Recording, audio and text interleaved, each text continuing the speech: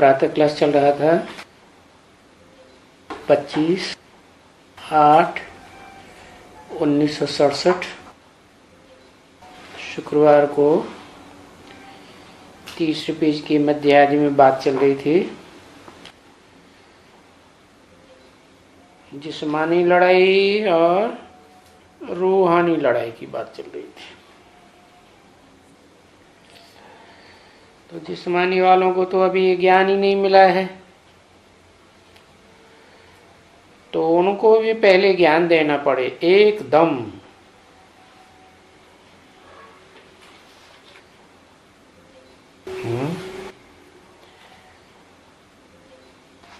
इस जन्म वालों को तो देंगे,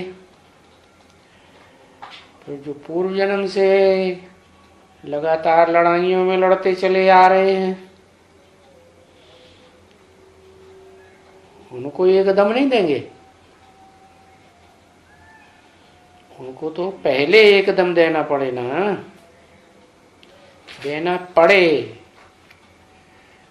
ना, ये बहुत जरूरी है, क्योंकि बिल्कुल गाया हुआ है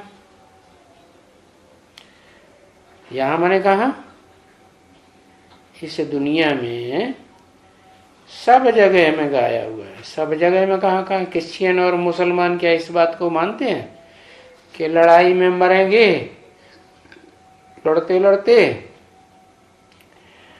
तो जन्नत में जाएंगे, हेवन में जाएंगे, ऐसे उनके शास्त्रों में लिखा हुआ है? नहीं लिखा हुआ है। तो सारा जानकार है, लिखा हुआ होगा तभी तो उकसाएंगे कि लड़ते लड़ते मरोगे तो जन्नत में जाओगे, और ऐसे ही भाग खड़े हुए तो जन्नत नहीं मिलेगी। ताकि जी जान से लड़ते रहें।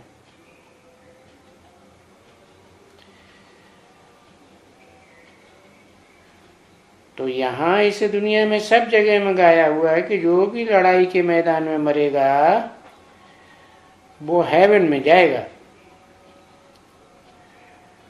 बहिश्त में जाएगा। हेवन अंग्रेज लोग बोलते हैं, बहिश्त मुसलमानों का शब्द है, हिंदुओं में कहते हैं स्वर्ग में जाएगा।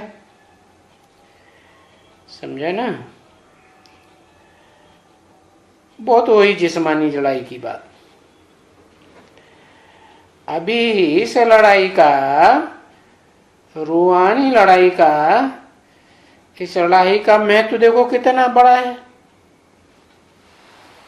क्यों? जिस्मानी लड़ाई का महत्व इतना बड़ा नहीं है और रूहानी लड़ाई का इतना महत्व बड़ा क्यों है?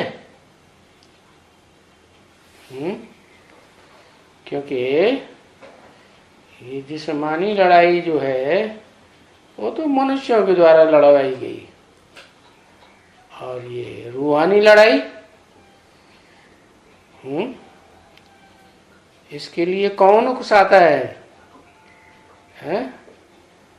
गीता में लिखा है कि भगवान ने उकसाया, लेकिन नाम डाल दिया है कृष्ण भगवान। अब वो बच्चा बुद्धि बच्चा क्या लड़ाई की बात जाने,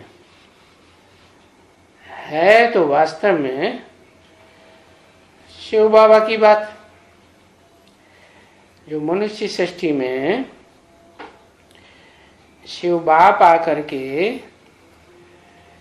इस मनुष्य सृष्टि के बड़े से बड़ा जो मार्शल कहा जाता है लड़ाइयों का, रूहानी लड़ाई का भी मार्शल किसको कहते हैं? शंकर को कहते हैं। तो इस लड़ाई का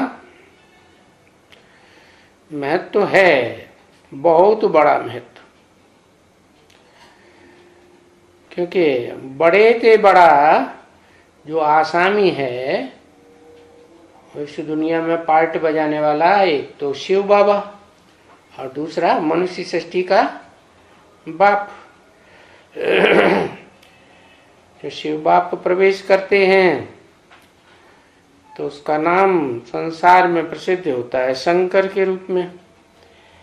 जो शंकर का नाम शिव बाबा के साथ जोड़ा जाता है और तो किसी का नहीं जोड़ा जाता। तो दो बड़े से बड़े आसामी हैं जो ये रूहानी लड़ाई लड़ने के लिए योद्धाओं को प्रेरणा देते हैं, उकसाते हैं। तो इस रूहानी लड़ाई का महत्व भी बहुत बड़ा है।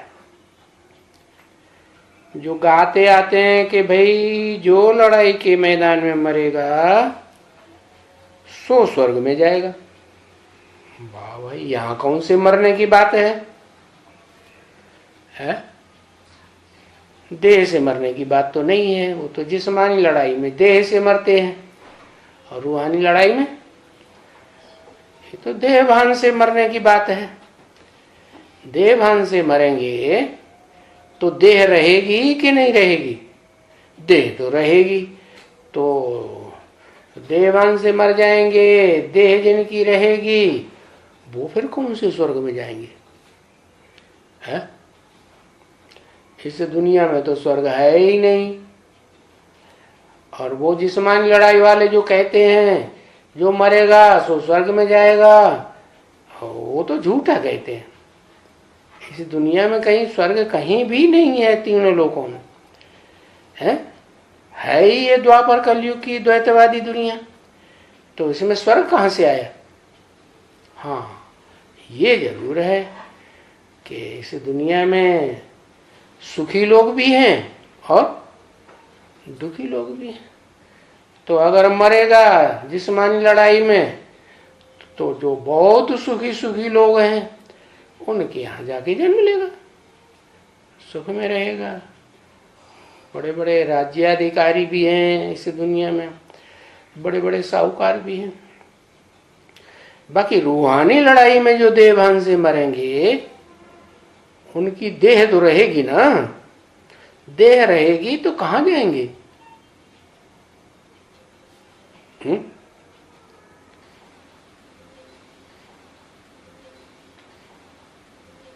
इस दुनिया में स्वर्ग तो है नहीं। तो बताया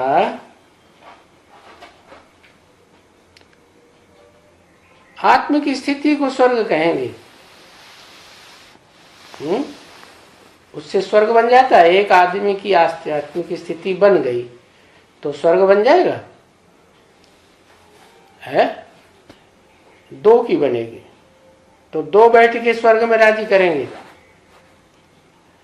हाँ जरूर। ये शूटिंग आखिरी पूरी होगी, ब्राह्मणों की दुनिया में सूर्यवंशियों चंद्रवंशियों की लड़ाई खत्म होगी और स्वर्ग स्थापन हो जाए तो एक साथ ढेर के ढेर निकल पड़ेंगे।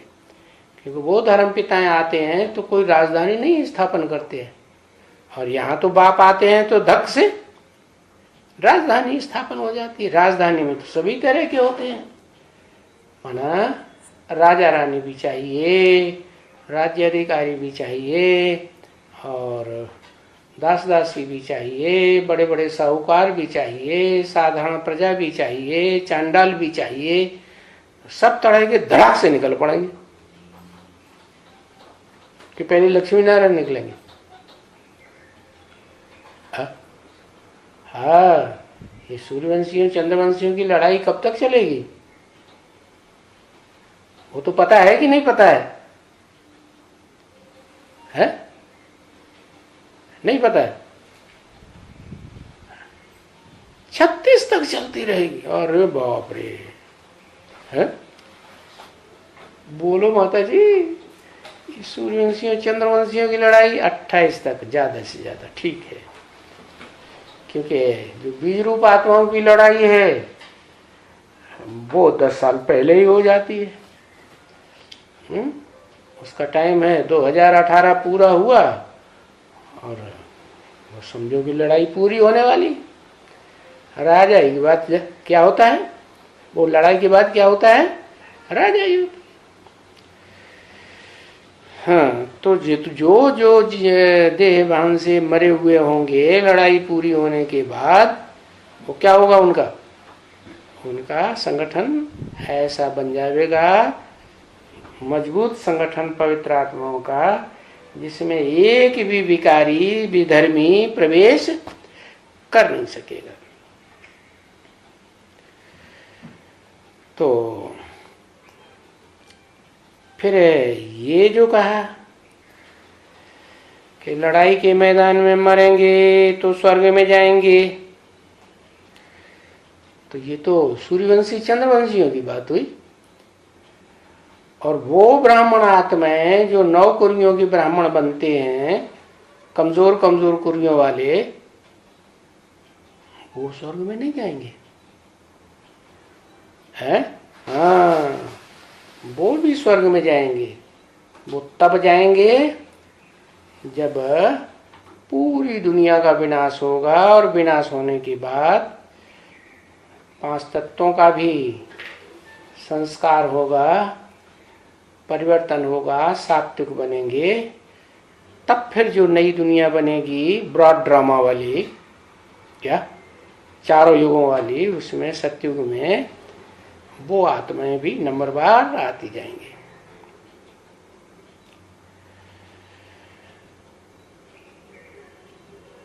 अब ये तुम बच्चे जानते हैं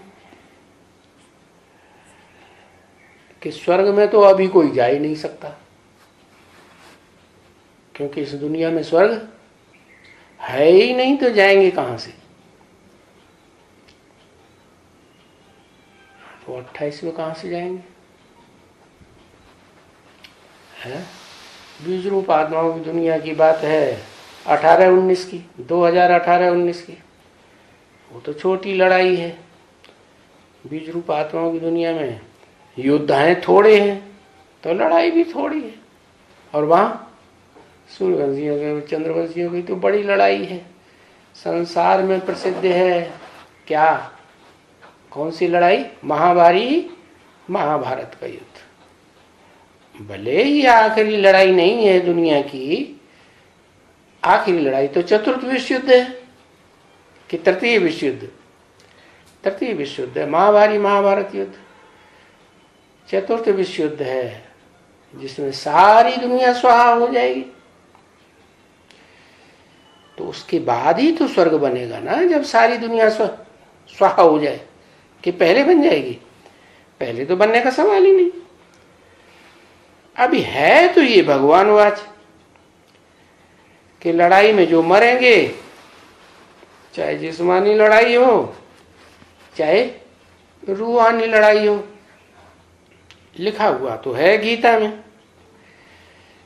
तो गीता में जब लिखा हुआ है तो गीता में तो रूहानी आत्माओं के लिए लिखा हुआ है। लिखा हुआ है कि आत्मा अणुरूप है, ज्योति स्वरूप प्रकाशित है। तो भगवान वाच है ना। भले भगवान का नाम गलत लिख दिया है, लेकिन जब असली लड़ाई होती है तो भगवान भी तो असली रूप में प्रत्यक्ष होता है। वो तो सबसे बड़ा बादशाह है ना, उसको कहते हैं ईश्वर। ईश्वर माने ईश माने शासन करता, वर माने श्रेष्ठ। दुनिया में सबसे श्रेष्ठ ते श्रेष्ठ शासन करने वाला कौन? ईश्वर। ये कोई मनुष्य मात्र इतना बढ़िया शासन कर ही नहीं सकता। मनुष्यों का बाप भी क्यों न हो? कौन? मनुष्यों का बाप कौन? प्रजापिता, जो विश्वनाथ शंकर कहा जाता है। ऐसे नहीं कि शंकर और प्रजापिता एक हैं। जिस समय पार्ट की बात है, जिस समय पार्ट बजाता है बाप का, जन्म देने का, वर्षा देने का, उस समय प्रजापिता है। और जब संकरण होता है आत्माओं के पार्ट का, तो उसे शंकर कहा जाता है। क्योंकि शंकर तो सूक्ष्म वतनवासी। सूक्ष्म वतनवासी का मतलब ये नहीं कि उसको देह नहीं है, देह तो है, तभी तो मूर्तियां बनी हुई हैं शंकर की। शिव का लिंग दिखाया जाता है। ऐसे थोड़े कहते शंकर लिंग, क्या कहते हैं? शिवलिंग कहते हैं। तो शिव की आत्मा का लिंग दिखाया जाता है, और वो लिंग भी वास्तव में शिव जब प्रवेश करे तभी तो लिंग बनेगा। लाल लाइट का लिंग दिखाते हैं, जो विदेशी लोग कहते भी रहे, मानते रहे कि खुदा क्या है, लाल लाइट का गोला है, तो उन्होंने उसको खुदा समझ लिया। वास्तव में तो खुदा शिव है ना, जो परमधाम से आता है। प्रजापिता तो इस सृष्टि पर जिसे आदम वो लोग कहते हैं, वो तो इसी सृष्टि का है। तो शिव जब आए तो उन्होंने किसको कहा है? ये प्रश्न है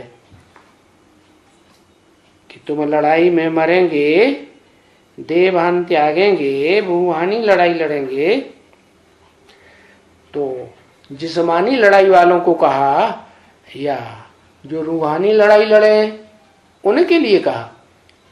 रूहानी लड़ाई लड़ने वालों के लिए कहा ना। क्यों? वो जिसको वो लोग खुदा कहते हैं, खुद आता है, किसी के बुलाने से नहीं आता, वो तो शिव है ना। है देखो, हजारों साल हो गए मुसलमान कितना मस्जिद में चिल्लाते हैं अल्लाह अकबर, जोर से मुंह पर मुंह करके बुलाते हैं। हिंदू लोग कितना गाते हैं कीर्तन, रड़ियां मारते हैं, है कहीं कहीं तो 24 घंटे का कीर्तन रख देते हैं, 7 दिन का रख देते हैं। कितनी भी रड़ियां मारी हो, वो तो आने वाला है नहीं, वो अपने टाइम पे आएगा। तो उसको खुदा कहा जाता है, लेकिन वो जानते नहीं खुदा कौन है। तो अब सवाल ये है कि खुदा जब आते हैं, जो निराकार है, ज्योति बिंदु है, बिंदु की कोई लंबाई चौड़ाई तो नापी नहीं जा सकती, वो तो अति सूक्ष्म बनाया जा सकता है ना। है गीता में भी लिखा हुआ अणुअणियन। तो उन्हों जो रूह ही है, जिसका कोई शरीर होता ही नहीं, वो किसको कहेगा क्या कि लड़ाई में मरोगे तो स्वर्ग में जाओगे? रूहानियत की बात है ना, मरना देवान की बात है ना, देवान को मारने की, देह को मारने की तो बात है ही नहीं। तो तुमको कहा या उन जिस्मानी लड़ाई लड़ने वालों को कहा? तुमको कहा, तुमको ज्ञान दिया है ना। है? वो आते हैं सुप्रीम सोल बाप, तो तुमको ज्ञान देते हैं कि तुम रूह हो, तुम कोई जिस्म नहीं हो। तो तुमको कहा नहीं, भगवान ने तो दोनों को कहा। क्या? जिस्मानी लड़ाई लड़ने वालों को भी कहा और तुमको भी कहा। तुम रूहानी लड़ाई लड़ते हो, तो ज्यादा ज्ञानी कौन हुआ? रूहानी लड़ाई वाला ज्यादा ज्ञानी हुआ ना। कहा तो दोनों को, क्योंकि वो भी आए करके समझ सकते हैं इस बात को। जिस्मानी लड़ाई वाले भी वो जल्दी समझ सकते हैं कि ये हम आत्मा हैं, तो आत्मिक स्थिति में रह करके हम लड़ाई लड़ेंगे और आत्मा ही बन जाएंगे, देहभान खलास कर देंगे। तो हम भी समझ सकते हैं,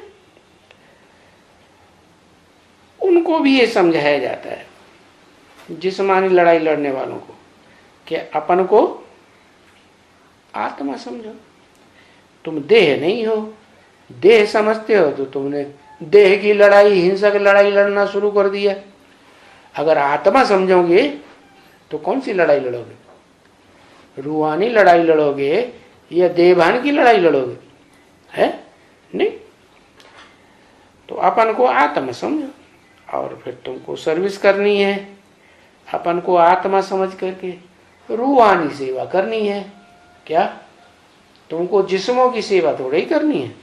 रूह की सेवा करेंगे तो बुद्धि में रहेगा आत्मा आत्मा सब बाय बाय।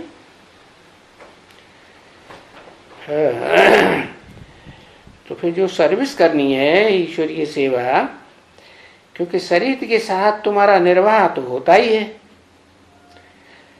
ऐसे तो नहीं कि तुम्हारा निर्वाह नहीं होता है।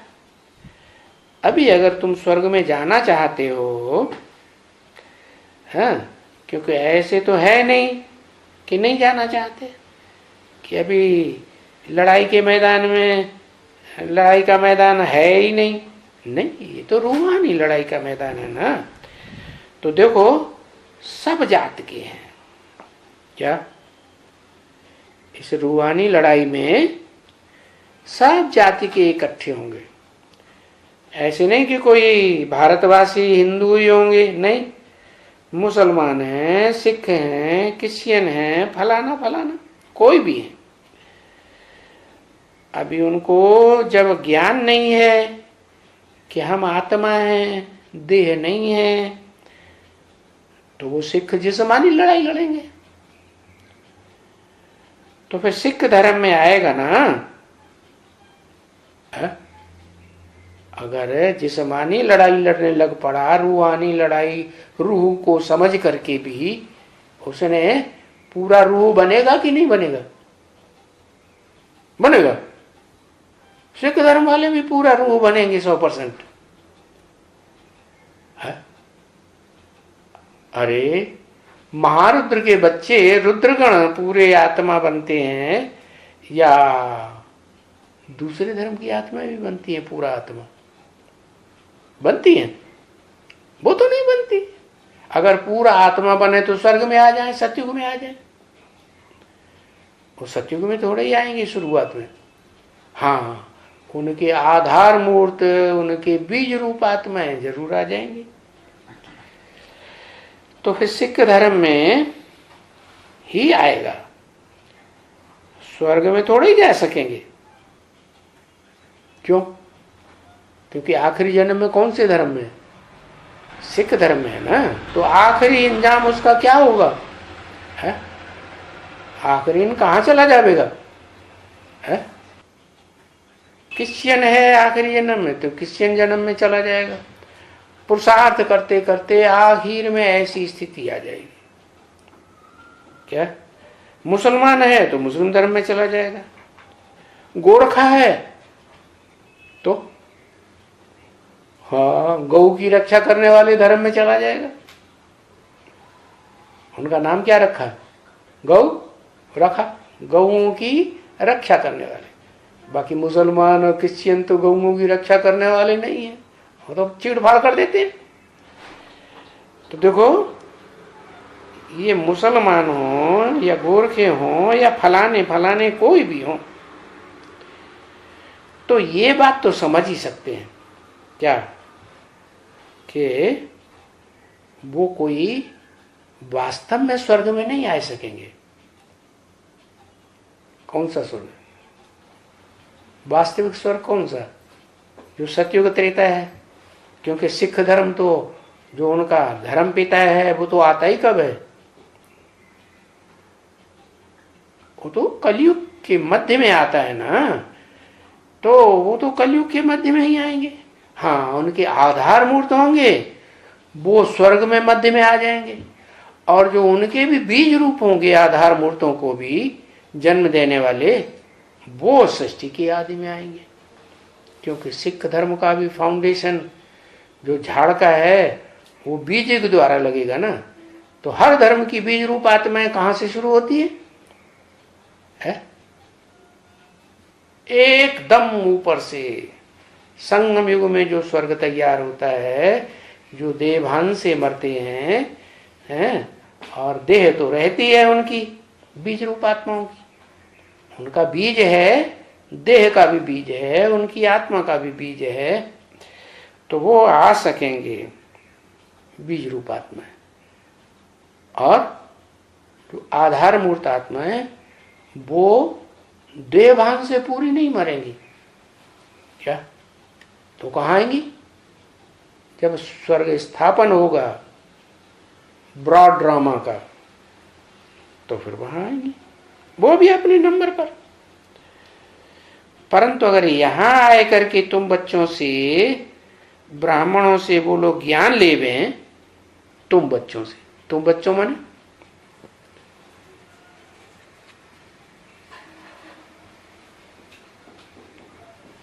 क्योंकि ब्राह्मण तो तुम भी हो।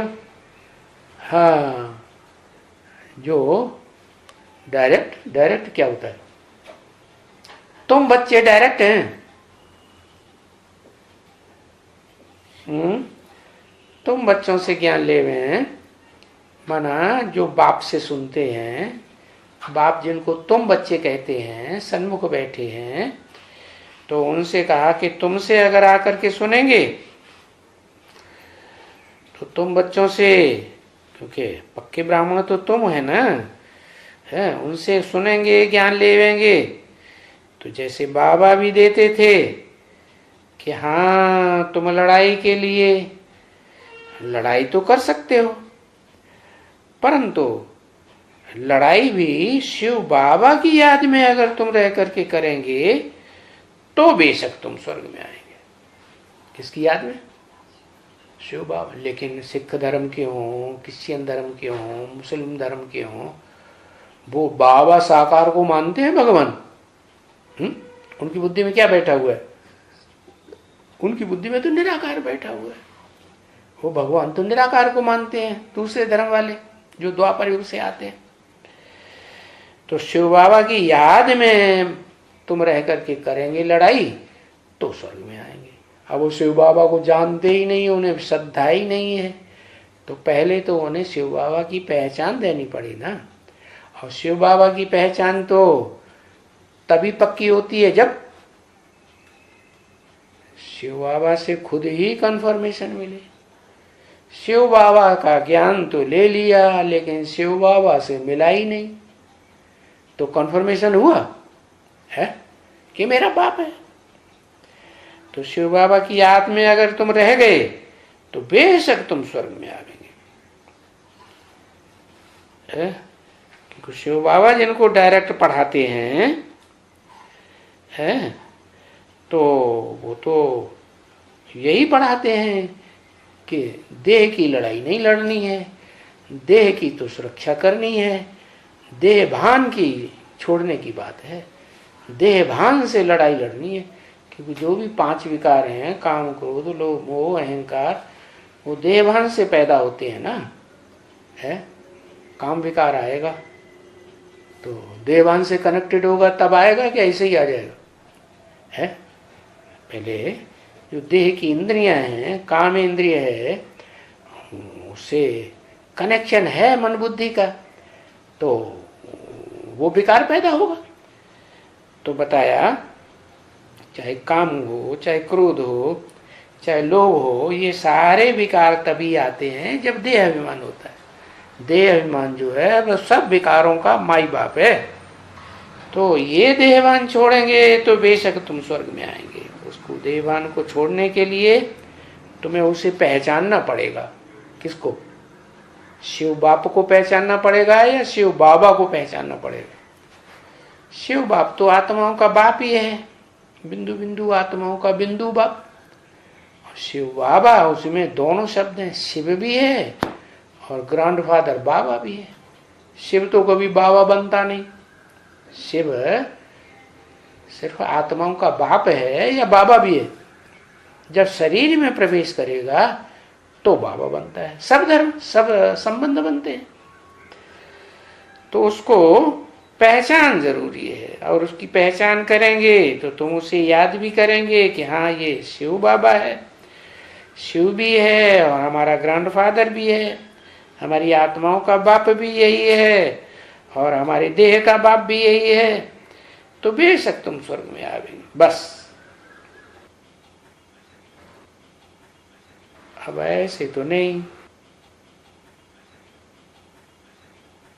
फिर उनको ये समझाया जाता है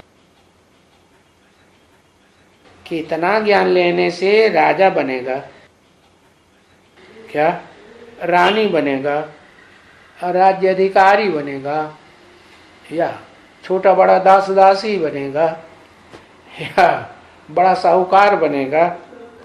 राजधानी में तो सब तरह की चाहिए ना, तो फलाना बनेगा। तो ये फिर गहराई का ज्ञान भी लेना पड़ेगा। अगर वो राजा बनना चाहता है स्वर्ग में, देहभान छोड़ करके इसी देह से स्वर्ग में जाना चाहता है, तो क्या करना पड़े? गहराई से ज्ञान उठाना पड़ेगा, या सिर्फ ऊपर ऊपर का बेसिक ज्ञान उठा लिया तो चलेगा? नहीं। ये जो तथाकथित ब्रह्मा कुमार कुमारियां ये क्या कर रहे हैं? है ऊपर ऊपर का ज्ञान उठाए रहे हैं या गहराई से ज्ञान उठाए रहे हैं? उनको पता है कि राजा रानी कौन बनेगा स्वर्ग में? है देवभान से मरने वाला डायरेक्ट इसी जन्म में इसी शरीर से राजा बनेगा, वो तो उनकी बुद्धि में है। वो तो क्या समझते हैं, है? इस जन्म में हम ज्ञान में चलेंगे, बाबा के बनेंगे, पवित्र रहेंगे, तो अगले जन्म में जाके हम स्वर्ग में जाएंगे। क्योंकि जिससे पढ़ाई पढ़ते हैं प्रैक्टिकल में, उसकी बुद्धि में क्या है? ब्रह्मा से पढ़ाई पढ़ते हैं ना, तो उसकी बुद्धि में क्या है? ब्रह्मा की बुद्धि में है क्या? शरीर छोड़ देंगे। और शरीर छोड़ भी दिया, और अगले जन्म में जाकर के जब ब्रॉड ड्रामा शुरू होगा तो फर्स्ट सीन सतयुग में जाके जन्म लेगा और वहां राजा ही होगा। तो उससे पढ़ने वाले भी क्या गति होगी? वो ही गति होगी। तो इतना ज्ञान लेने के बाद फिर देवभान को छोड़ने वाला इसी जन्म में राजा बनेगा। इतना ज्ञान लेगा क्या? एक तो राजा बनते हैं द्वापर कलयुग में भी, वो तो दूसरे धर्म के भी बनते हैं, और जो दूसरे धर्म के धर्म पिता हैं और उनके फॉलोअर्स जिनमें प्रवेश करते हैं, आधार बनाते हैं जिनको अपना पार्ट बजाने के लिए पहले जन्म में, तो वो तो आधार मूर्त आत्मा है। जिनमें प्रवेश किया ना धर्म पिताओं ने, उनके फॉलोअर्स ने, वो आधार मूर्त आत्माएं, वो तो भारतवासी होती है। और वो भारतवासी आधार मूर्त आत्माएं भी कम जन्म लेने वाले होते हैं कि पूरे 84 जन्म लेने वाले हैं? कम जन्म लेने वाले होते हैं। तो कम जन्म लेने वाले होंगे तो कम कला के देवता बनेंगे या संपूर्ण देवता बनेंगे? है कम कला के देवता बनेंगे। तो कम कला के देवता जो हैं वो फिर कम कला के जो कमजोर धर्म हैं उन धर्मों के आधार बनते हैं। जो पावरफुल धर्म है द्वैतवादी युग में, उनकी तो पावरफुल आधार मूर्त चाहिए, पावरफुल जड़ें चाहिए। जड़ों को आधार कहा जाता है सृष्टि रूपी वृक्ष का। तो ये फिर गहरा ज्ञान लेने से राजा बनेगा या रानी बनेगा या फलाना फलाना जो भी बनेगा। बाकी ये है कि उनको जास्ती नहीं समझा सकते हैं। क्या उनकी बुद्धि बवंडर खा जाएगी? किनको? जो अपने सिख धर्म के पक्के हैं उनको जास्ती नहीं समझा सकते। हाँ, जो आधार मूर्त स्वर्ग में जन्म लेकर के ब्रह्मा कुमार कुमारी अभी बन रहे हैं, वो अगर ऐसी आत्माएं निकलती हैं तो वो तो जैसे पहले कन्वर्ट हुई थी दूसरे धर्मों में, सिख धर्म में या कोई मुस्लिम धर्म में, कोई क्रिश्चियन धर्म में, वो यहां भी कन्वर्ट हो जाएंगी। कन्वर्ट हो जाएंगी तो थोड़ा बहुत समझ सकते हैं। तो किसको पक्का नहीं समझा सकते पूरा गहरा ज्ञान? जो अपने धर्म के पक्के हैं उनको नहीं समझा सकते। हाँ, अगर उनको समझाए देवे तो उसमें तो ये हिंसा की बात आ जावे पूरी एकदम। क्या वो तो पूरी हिंसा को तराएंगे। क्या वो अपने धर्म को छोड़ नहीं सकते हैं, इसलिए उनको बिल्कुल ही थोड़ा समझाया जाता है। क्या ज्यादा ज्ञान की गहराइयों में उनको लेकर के नहीं जाना, परखना है कि ये किस तरह की आत्मा है। द्वैतवादी धर्मों में डायरेक्ट परमधाम से आने वाली आत्मा है, या आधार मूर्त जड़ों की आत्मा है, या जड़ों के भी जो बीज होते हैं जिनसे जड़ें पैदा होती हैं, ये बीज रूप आत्मा है। तो समझ करके थोड़ा या ज्यादा समझाना होता है। क्यों? कि वो जब आते हैं कोई भी लड़ाई में, चाहे जिस्मानी लड़ाई हो चाहे रूहानी लड़ाई हो, तो वो लड़ाई में भी अपने अष्ट देवता का याद जरूर करते हैं। क्या? क्योंकि सब धर्मों में अपने अपने देवताएं हैं, अपने अपने फरिश्ते हैं। जैसे मुसलमानों में 8 फरिश्ते गाए हुए हैं, ऐसे क्रिश्चियंस में भी होंगे कोई 8 विशेष आत्माएं। ऐसे और सभी धर्मों में 8 8 जो हैं वो हैं जरूर। तो वो लड़ाई में भी अपने अष्ट देवताओं को जरूर याद रखते हैं। समझा ना? वो माने कौन है? दूसरे धर्म वाले, या आधार मूर्त हों, या अपने धर्म के पक्के हों, या बीज रूप आत्माएं। बीज रूप आत्माएं भी अपने अष्ट देवों को याद करेंगी, क्योंकि शिव की अष्ट मूर्तियां गाई हुई है ना। तो अष्ट मूर्तियां कोई और नहीं है, जो 8 दिशाओं को सारी दुनिया में पालना करते हैं, वो ही है। 8 दिशाओं में 8 प्रकार के धर्म पनप रहे हैं। तो जो जिस दिशा से कनेक्टेड फॉलोअर होगा वो उनको याद करेगा, विशेष याद करेगा। जिसका पुजारी है उसको याद जरूर करेगा। क्या आधार मूर्तों का फॉलोअर है तो किसको याद करेगा? मान लो आधार मूर्तों में इस्लाम धर्म का है तो किसको याद करेगा?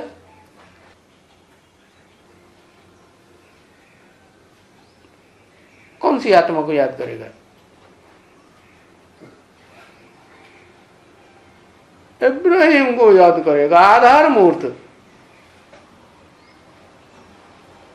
माता को याद करेगा, कौन सी माता को याद करेगा? नाम बताओ।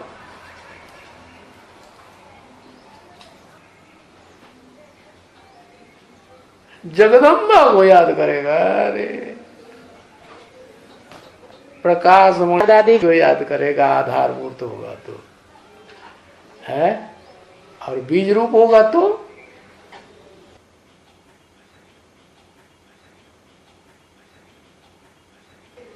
है।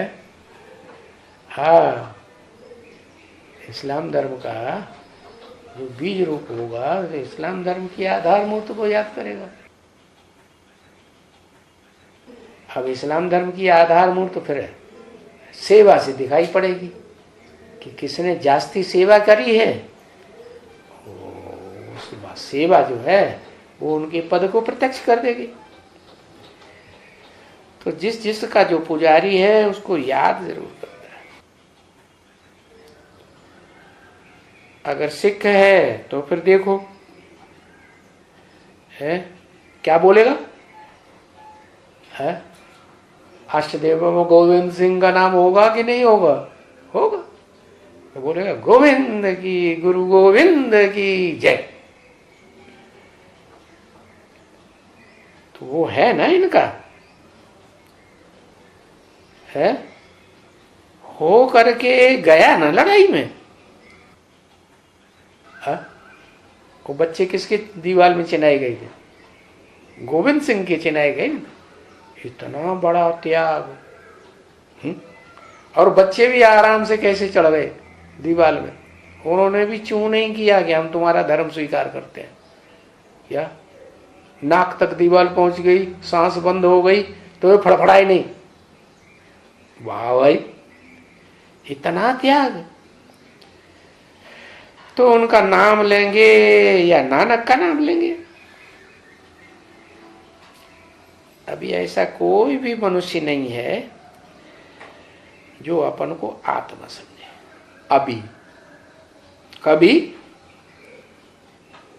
अभी माने कभी।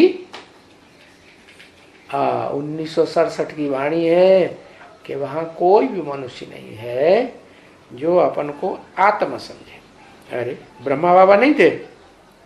नहीं थे। अगर होते तो 1 साल के बाद, 1.5 साल के बाद शरीर क्यों छोड़ देते? हार्ट फेल क्यों हो जाता?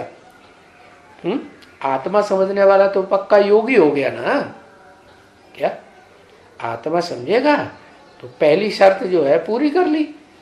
जो मुख्य शर्त है, अपन को आत्मा समझो तो परमात्मा याद आएगा, परमपिता भी याद आएगा। अगर अपन को आत्मा ही नहीं समझा पक्का पक्का तो याद भी नहीं आएगा। तो आत्मा समझे और परमात्मा को याद करे। अब परमात्मा को याद कहां से करेगा? आत्मिक स्थिति की प्रैक्टिस करेगा, सूक्ष्म स्थिति में टिकने की प्रैक्टिस करेगा मन बुद्धि से, तो मनन चिंतन मंथन चलेगा। नहीं तो मनन चिंतन मंथन नहीं चलेगा। क्या बिंदु आत्मा में टिक करके रहेगा, स्मृति करेगा मन बुद्धि से, तो बुद्धि तीक्ष्ण बनेगी, सूक्ष्म बनेगी कि भैंस बुद्धि बनेगी? सूक्ष्म बनेगी। और सूक्ष्म बुद्धि में फिर ज्ञान की गहराइयों का मनन चिंतन जास्ती चलता है। तो अभी कोई नहीं बना है क्या? आत्मा माने 67 तक ब्रह्मा कुमारी विद्यालय में कोई भी आत्मा, मनुष्य आत्मा जो आने वाले थे ब्राह्मण, बने तो नहीं। उनका मुखिया ही नहीं बन पाया। तो ऐसा कभी भी कोई मनुष्य नहीं समझ सकता, कह नहीं सकता कि मैं आत्मा हूं, बन गया हूं। ऐसा कोई दुनिया में मनुष्य है ही नहीं, एक भी नहीं हो सकता है।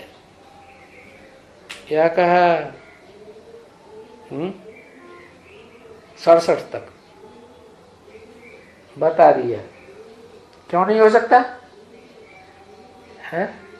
कि जिसके द्वारा आत्मा का ज्ञान दिया गया था वही नहीं बन पाया, और 1-1.5 साल तक बन भी नहीं पाया, सन 68 तक भी नहीं बन पाया। तो फिर साबित हो जाता है कि उनके फॉलोअर्स तो बाद में। तो यहां तुम बच्चे बोलो, सब बैठ करके बाप का परिचय लेना। क्या कोई भी धर्म वाला नहीं बचेगा? सब धर्म वाले बैठ करके बाप का परिचय लेंगे, और बाप को याद करके अगर मरेगा तो हम गारंटी करते हैं। हम माने कौन है? हम माने एक या ज्यादा? हम माने बहुवचन कम से कम 2। तो कौन गारंटी करते हैं? गारंटी करते हैं शिव बाप और ग्रैंडफादर बाबा। क्योंकि शिव बाप तो बाबा आबा नाना चाचा काका ताऊ कभी है ही नहीं, किसी से कनेक्शन उनका लगाव का जुड़ता ही नहीं है। जो अनेक संबंधों में जाए वो तो सिर्फ पक्का है उनका, मैं और मेरे बच्चे कि बच्चियां भी है। बच्चियां नहीं, शिव के सिर्फ बच्चे, आत्मा। क्योंकि सबका बाप तो एक ही है ना। सबका माने किसका? सबका माने चाहे मनुष्य हो, देवता हो, राक्षस हो, ऋषि मुनि हो, और चाहे जानवर हो, चाहे पक्षी हो, चाहे कीड़े मकोड़े, आत्मा तो सब है ना, कि नहीं है? दूसरे धर्म वाले जैसे मुसलमान तो मानते हैं कि कीड़े मकोड़ों में रूह नहीं होती है, वो आत्मा नहीं है, इसलिए हम उनको मार पीट के खाते हैं, वो हमारे लिए बने हैं। अच्छा, लेकिन ऐसी बात थोड़ी है। आत्मा माने चैतन्य। तो चैतन्य किसको कहा जाता है? हाँ, जो चलता है उसको चैतन्य कहा जाता है, बोलता है, आवाज निकालता है तो उसको चैतन्य कहा जाता है। तो पेड़ पौधों को चैतन्य कहेंगे या नहीं कहेंगे? कैसे? वो आवाज कहाँ निकालते हैं? चलते तो हैं, बड़े होते हैं, छोटे हैं तो बड़े हो जाते हैं। कुछ बड़े हुए तो कुछ चढ़े ना, चले ना, और आवाज कैसे निकालते हैं? हवा चलती है तो पत्ते आपस में टकराते हैं और आवाज होती है। तो वो सबका बाप है। ऐसे नहीं कि भारतवासियों का ही बाप है, भारत में आता है, नहीं, सबका बाप है। माना इस मनुष्य सृष्टि में जो भी जिस धर्म के भी मनुष्य मात्र हैं उन सबका बाप है। तो वो ही पतित पावन है। लेकिन तो पतित पावन है अगर उनको ये समझाए करके कि बाप तो सबका वो ही है ना, है? पतित पावन भी उनको कहेंगे, क्योंकि पतितों को पावन बनाने वाला है।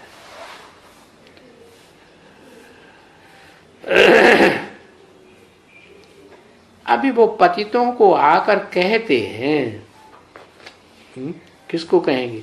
जानवरों को कहेंगे? जानवर थोड़े सुनेंगे, है? पक्षियों को थोड़े कहेंगे, किसको कहेंगे? जो उनकी बात सुनेंगे उन्हीं को कहेंगे। तो वो पतिकों को आकर के कहते हैं। तो बताओ, ब्रह्मा मनुष्य है कि नहीं है? तो उसको कहते हैं कि नहीं? कहते हैं। मुरली में तो बोला है, मैं तुमको सुनाता हूं, इनको थोड़ी बात करता हूं। मैं तुमको सुनाता हूं, ये तो बीच में सुन लेता है। तो बात किससे की? जो सिर्फ सुनता है कि सुनने के साथ समझता भी है? बच्चा बुद्धि समझेगा या सुनेगा? सिर्फ सुनेगा तो, लेकिन गहराई की बात समझेगा नहीं। तो पतितों में भी पतितों को आकर कहते, इसका मतलब ये पूरा पतित नहीं कहेंगे, क्योंकि सृष्टि रूपी रंगमंच पर बाद में आने वाली आत्मा है या पहले आने वाली है? बाद में आती है। तो बाद में आती है वो तो पूरी पतित नहीं है। पूरी पतित उन्हें कहेंगे जो सबसे पहले इस सृष्टि रूपी रंगमंच पर आते हैं और सबसे बाद में इस सृष्टि रूपी रंगमंच से जाते हैं। तो वो पूरे पतित बनते हैं। तो पतितों को ही आकर के कहते हैं, मुझे याद करने से तो मेरे नजदीक आ जाएंगे। ओम शांति।